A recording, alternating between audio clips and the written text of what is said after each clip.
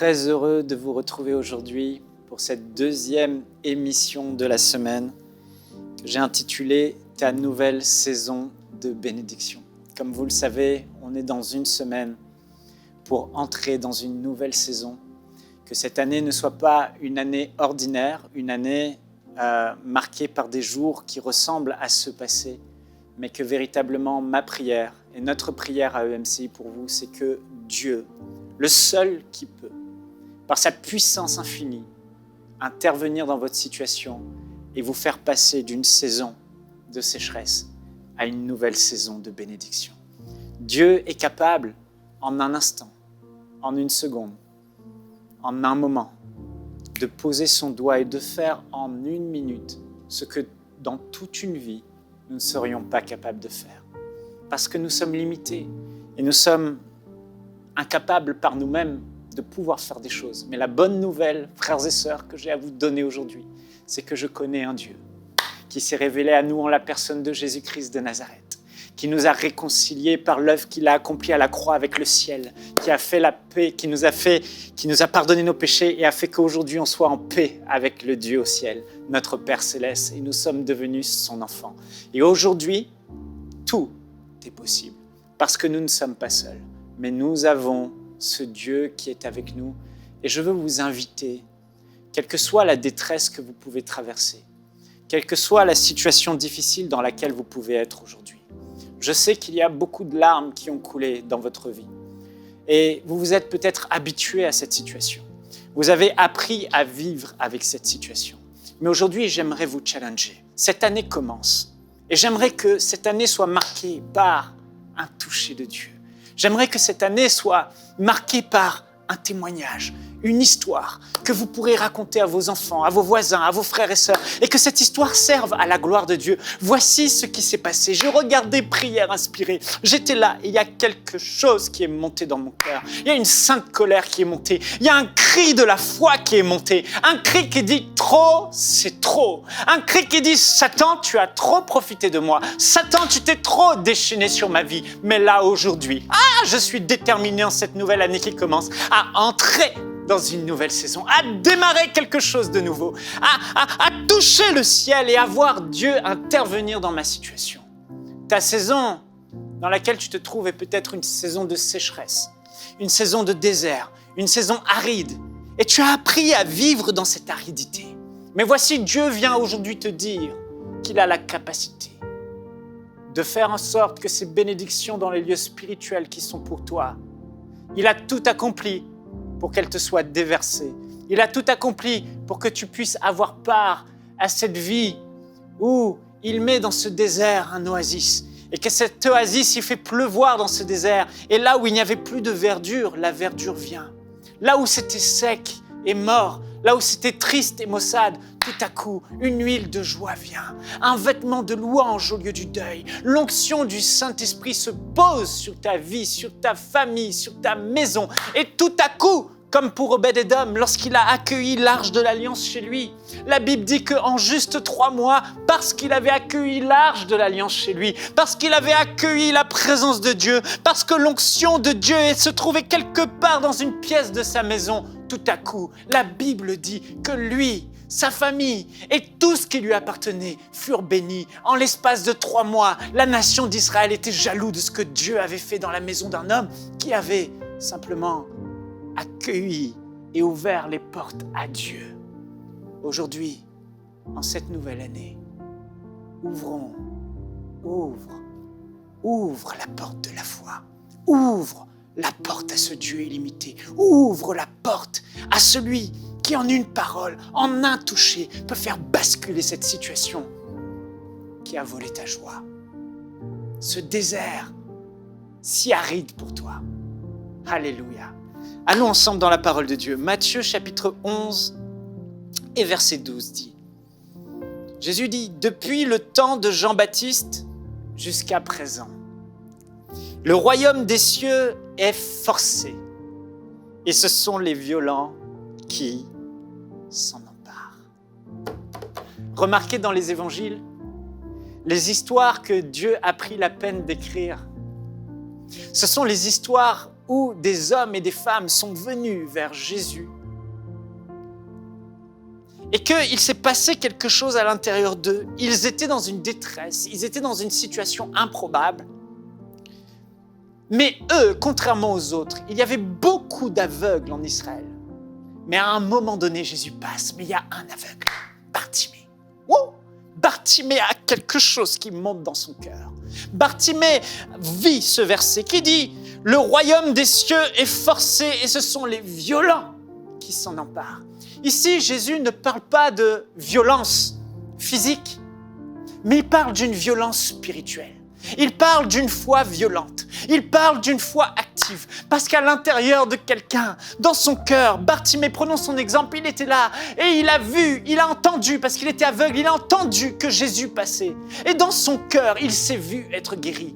Il savait que Jésus guérissait les aveugles. Et moi, je suis aussi aveugle. Je ne vais pas simplement me contenter que Jésus vienne et s'approche de moi et me dise « recouvre la vue ». Non. Il y a un miracle que tu ne pourras avoir que si tu vas le chercher. Le royaume des cieux est plein de bénédictions. Et Dieu t'aime, il a pourvu pour que tout aujourd'hui soit accessible et que toutes les promesses de Dieu en Jésus-Christ soient oui et amen. Que veux-tu que Jésus fasse pour toi en cette nouvelle année? Bartimée, lui, voulait que Jésus il voulait recouvrir sa vue. Il voulait que Jésus lui redonne la vue physique.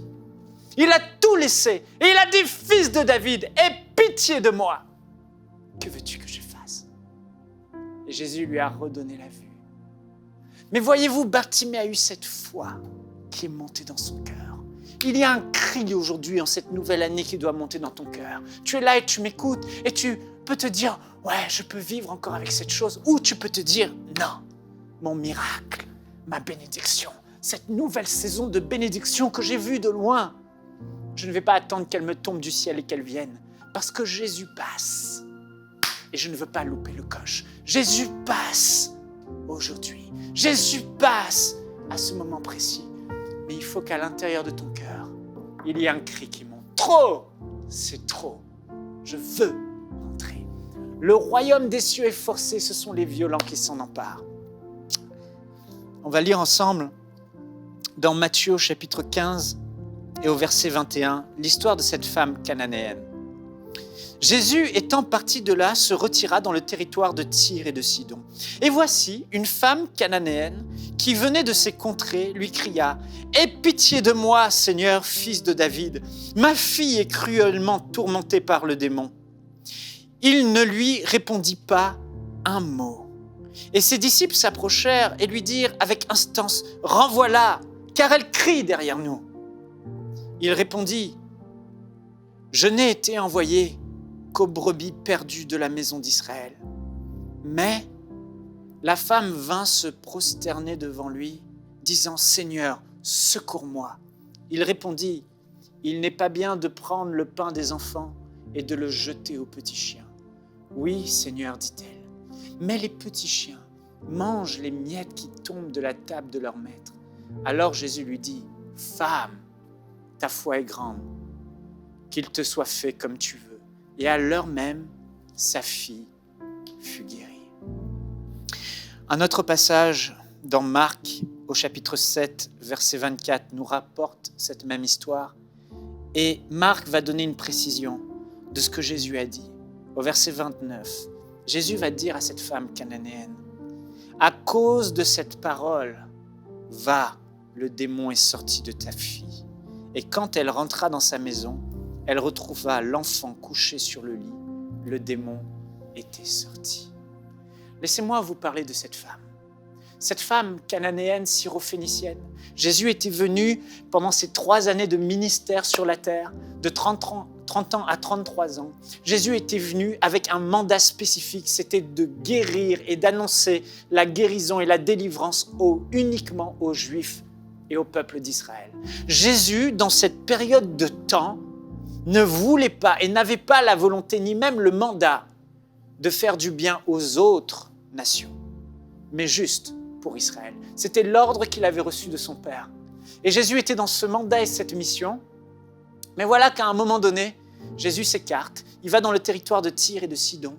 et une femme que la Bible appelle la cananéenne, la femme syrophénicienne d'origine grecque. Elle n'était pas du peuple d'Israël, mais elle avait entendu parler de ce Jésus qui faisait des miracles. Elle avait entendu parler de ce Jésus qui était capable d'amener un homme dans une saison de désespoir à un homme dans une nouvelle saison.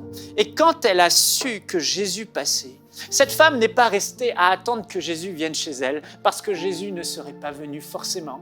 Mais elle savait une chose, c'est que des gens venaient vers Jésus et que ceux qui venaient vers Jésus étaient tous guéris, tous les malades étaient guéris, tous les démoniaques étaient chassés. Elle avait vu que Jésus avait chassé elle avait entendu parler de Jésus et elle savait que même la mort ne pouvait pas le retenir. Quand elle a entendu parler de Jésus, elle a regardé sa vie et sa vie était un cauchemar. Imaginez, sa fille était possédée, constamment possédée, nuit et jour possédée. Ce n'était pas un petit démon qui de temps en temps se manifestait. Cette fille, je peux l'imaginer, elle était au lit et certainement alitée, attachée, parce qu'elle était constamment sous une possession démoniaque. J'ai vu ce genre de situation et je peux vous dire, c'est terrible. Cette femme était désespérée. Cette femme n'avait pas d'espoir, certainement. Des gens avaient essayé de faire de l'exorcisme pour libérer cette fille, mais ils n'avaient pas réussi. Et cette fille était restée possédée. La vie de cette mère était une tragédie. Elle ne pouvait certainement pas aller travailler, elle devait rester avec sa fille. Sa vie était un calvaire. Mais voilà que dans son cœur, quelque chose monte. Non, trop c'est trop. Jésus peut faire la différence dans ma vie. Jésus peut, en une parole, guérir ma fille. Je vais aller le voir. Et voilà qu'elle va vers Jésus pour changer de situation, changer de saison, vivre cette bénédiction. Et elle arrive près de Jésus et elle rencontre le silence.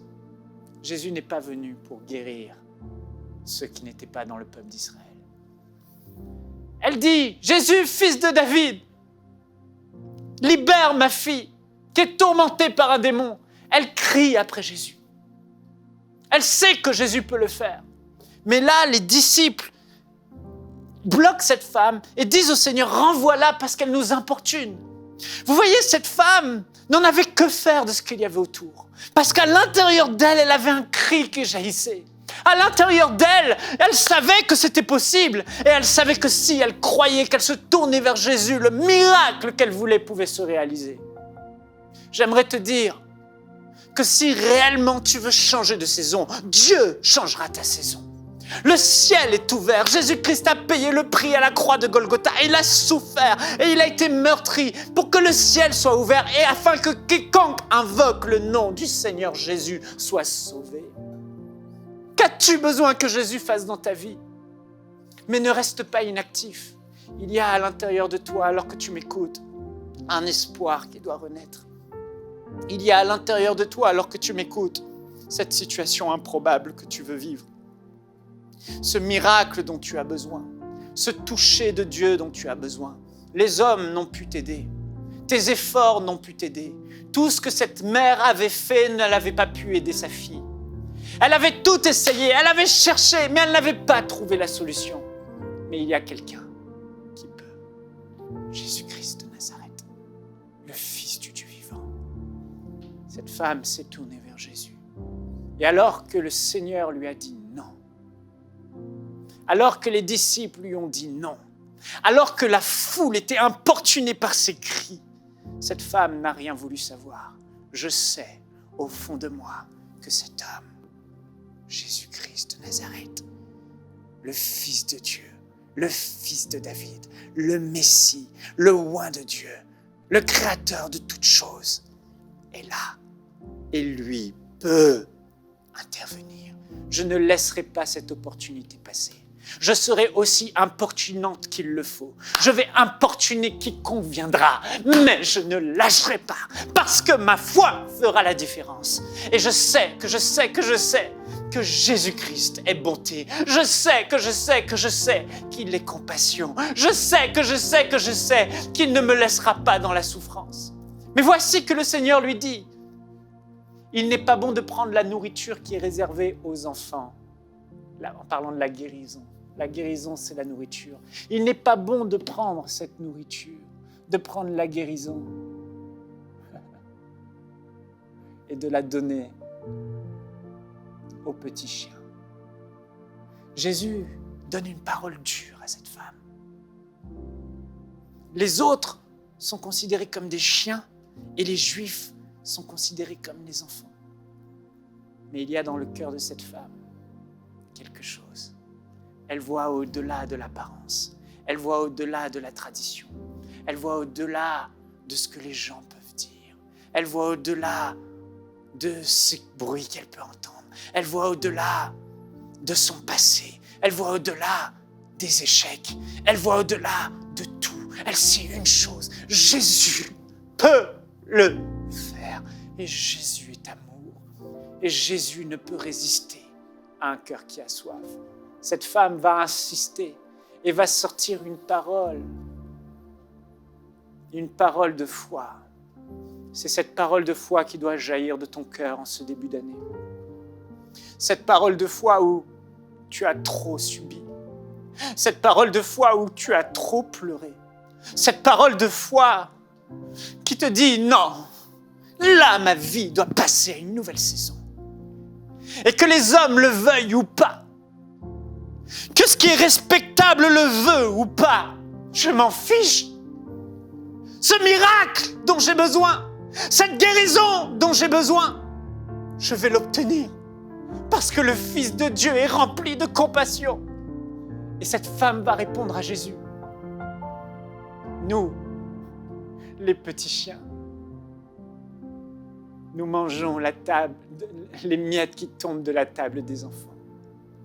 Elle va dire, n'y a-t-il pas une petite miette pour moi, afin que moi, le petit chien, je la mange? Cette femme n'a pas essayé de se poser plein de questions face au refus de Jésus. Et tu as peut-être prié, ne te pose pas de questions. Dis-toi simplement une chose, quiconque invoquera le nom du Seigneur Jésus sera sauvé. Cette simple phrase, cette seule promesse, quiconque, tu as dit Seigneur, quiconque, tu as dit quiconque, je fais partie de ce quiconque. Tu n'es pas un homme pour mentir, ni un fils d'homme pour te repentir. Tu as dit quiconque sur cette terre fera appel au nom de Jésus-Christ sera sauvé, sera guéri, sera délivré, sera restauré, sera arrosé, sera pourvu. Je fais partie de ce quiconque. Cette promesse est mienne. Je m'en fiche de ce qui se passe autour. Je m'en fiche de ce qui s'est passé hier. Je m'en fiche de ce que les gens pourront penser de moi. Je pourrais paraître comme une folle, mais ma fille, mon fils sera sauvé.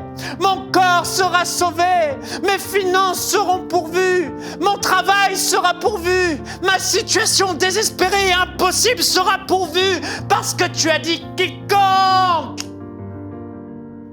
Seigneur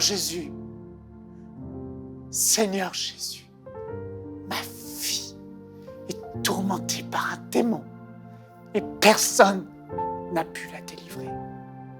Mais moi, je prendrai la miette que tu me donnes et cette miette sera suffisante parce que même les miettes suffisent, même tes miettes suffisent, même ton petit suffit. Tu es tellement illimité, tu es tellement grand. Tu es tellement capable de tout. Une seule de ta parole a créé le soleil. Une seule de ta parole a façonné la terre. Une seule phrase de toi suffit. Une miette suffit. Je prends la miette. Donne-moi la miette. Il y a toujours des miettes qui tombent. Cette miette est pour moi. Frères et sœurs, quand je vois cette histoire de la femme cananéenne, cette femme n'avait pas part aux promesses de Dieu.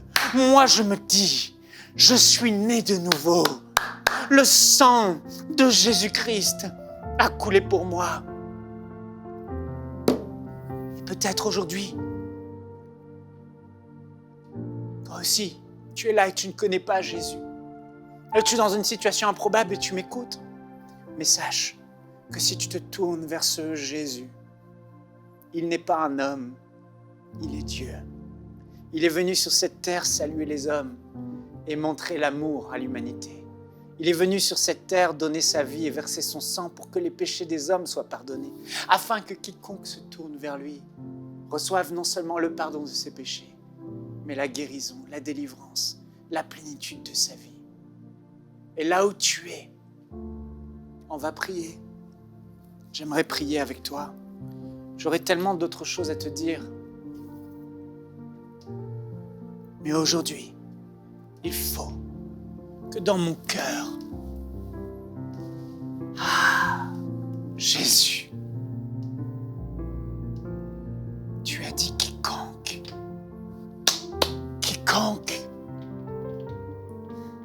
que tu sois en Afrique, que tu sois en France, que tu sois en Amérique, que tu sois en Europe, que tu sois dans les îles, il a dit quiconque fera appel à lui. Quiconque invoquera le nom du Seigneur Jésus sera sauvé. Aujourd'hui, il y a un cri qui doit monter de toi en cette nouvelle année. L'ancienne saison est passée. Cette femme est rentrée chez elle, cananéenne. Et sur la parole de Jésus, la simple miette que Jésus lui a donnée, la simple parole, à cause de cette parole, ta fille est guérie. À cause de cette parole de foi, ta fille est guérie. À cause de ce que tu as dit, ta fille est guérie. À cause de ta persévérance, tu as refusé d'abandonner, ta fille est guérie. Laissez-moi vous dire que le cœur de Jésus est un cœur rempli de compassion. Et si nous lui permettons d'intervenir aujourd'hui en ayant foi et en croyant qu'il va le faire et en invoquant son nom avec une ferme conviction, en cherchant, en insistant, en persévérant, en ne lâchant pas comme cette femme, tu vas pouvoir entrer dans cette nouvelle saison de ta vie. Et le Fils de Dieu dira un mot, une phrase, et ta situation va changer. Cette femme est rentrée et la Bible dit qu'elle a retrouvé sa fille dans son bon sens, allongée sur son lit. Fini les blessures, fini les coups, fini le sang qui coule, fini les atrocités, fini les injures, fini la possession démoniaque. Jésus-Christ m'a fait entrer dans une nouvelle saison, une saison de liberté. La saison à laquelle tu aspires est devant toi. Mais il doit y avoir à l'intérieur de toi ce cri de la foi qui monte. Ce cri qui dit « trop, c'est trop. C'en est fini maintenant. Je vais m'emparer de la promesse du royaume des cieux. Je vais m'emparer par la foi de la guérison qui est mienne. » Là où tu es, que cette foi monte en toi maintenant. Là où tu es, que tu puisses te dire « c'est fini maintenant ». Là où tu es, que tu puisses dire « le Fils de Dieu va intervenir dans ma vie ». Là où tu es, tu puisses dire « Satan, tu m'as trop longtemps opprimé, maintenant c'est fini, maintenant c'est fini. Maintenant, c'est fini. Au nom de Jésus-Christ de Nazareth, j'entre dans cette nouvelle saison. Au nom de Jésus-Christ de Nazareth, ces bénédictions que Dieu a pour moi dans les lieux célestes, je les reçois maintenant, car il est écrit « Quiconque fera appel au nom du Seigneur Jésus sera sauvé. » Aujourd'hui, au nom de Jésus-Christ, moi et ma maison, nous sommes sauvés. Aujourd'hui, au nom de Jésus-Christ, je ne me laisserai plus piétiner. Je ne me laisserai plus marcher dessus. Je ne laisserai plus l'avantage à Satan, l'ennemi de mon âme. Je ne laisserai plus l'avantage à la dépression, à la tristesse. Parce que le Seigneur déverse maintenant sur moi et ma famille une huile de joie. Il en serait en être autrement. Je refuse de rester dans la même situation. Je refuse que cette année 2021 soit comme les autres années. Je refuse de rester là parce que j'ai un Dieu dans le ciel qui m'aime. Et si cette femme syrophénicienne a pu avoir ce dont elle avait besoin, moi aussi aujourd'hui, en tournant mes regards vers celui qui peut tout, j'appelle maintenant le règne de Dieu dans ma vie. J'appelle le règne de Jésus-Christ dans ma vie. Oh, cette situation improbable maintenant devient possible. Ce miracle que j'attends depuis des années, maintenant je le reçois. Lève tes mains là où tu es. Lève tes mains dans ta maison. Lève tes mains dans ta chambre. Lève tes mains exactement où tu es. Et dis Jésus, Jésus, Jésus. Jésus, Jésus, Jésus, le nom au-dessus de tout nom. Dieu a vu tes pleurs, il a entendu tes cris. Maintenant, il veut voir ta foi. Il veut voir à l'intérieur de toi un homme et une femme qui commencent à se réjouir parce que le ciel l'a entendu. Un homme et une femme qui commencent à dire « J'ai reçu ». Un homme et une femme qui commencent à lever les mains et dire « C'est le jour de mon miracle. C'est l'année de mon miracle. C'est l'année de la bénédiction. » Non, non, non, non, non, non, non, plus jamais. Plus jamais, plus jamais je n'accepterai de rester dans ces situations inconfortables qui ne sont pas à la gloire de Dieu. Plus jamais je continuerai à verser des larmes à cause de la malédiction. Parce que là où le diable m'avait maudit, Jésus-Christ, lui, me bénit. Il m'a béni. Il m'a béni. Et aujourd'hui, j'appelle cette bénédiction financière dans ma vie. Situation qui était bloquée, porte qui était fermée. Au nom de Jésus-Christ de Nazareth, je me réjouis parce que Dieu a mis devant moi une porte ouverte que personne ne pourra refermer. Maladie, toi qui rongeais mon corps, toi qui rongeais le corps de ce membre de ma famille, maintenant même, je reçois en son nom la guérison. Maintenant même, je fais ce que je ne pouvais pas faire, car par les meurtrissures de Jésus-Christ, j'ai été guéri.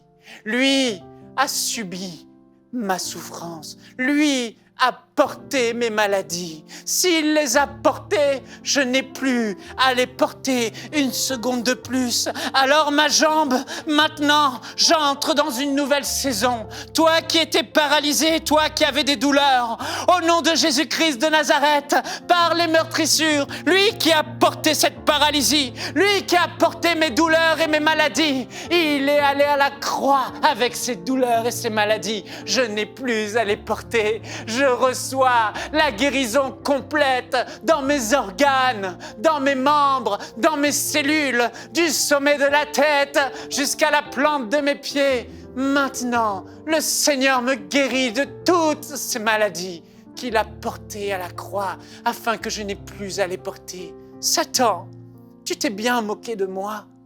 Satan, tu t'es bien moqué de ma famille. Mais en cette année, je reprends ce que tu m'as volé. Et le Seigneur restitue au centuple ce que tu m'as volé. Il rachète les années que la sauterelle a dévorées. Au nom de Jésus, par la prière, en cette année, je ne lâche plus. Par la prière, en cette année, je fais partie de ces hommes et de ces femmes violents dans la foi, qui s'emparent des promesses de Dieu, violents dans la foi, qui ouvrent la porte pour que le roi de gloire fasse son entrée. Je reçois,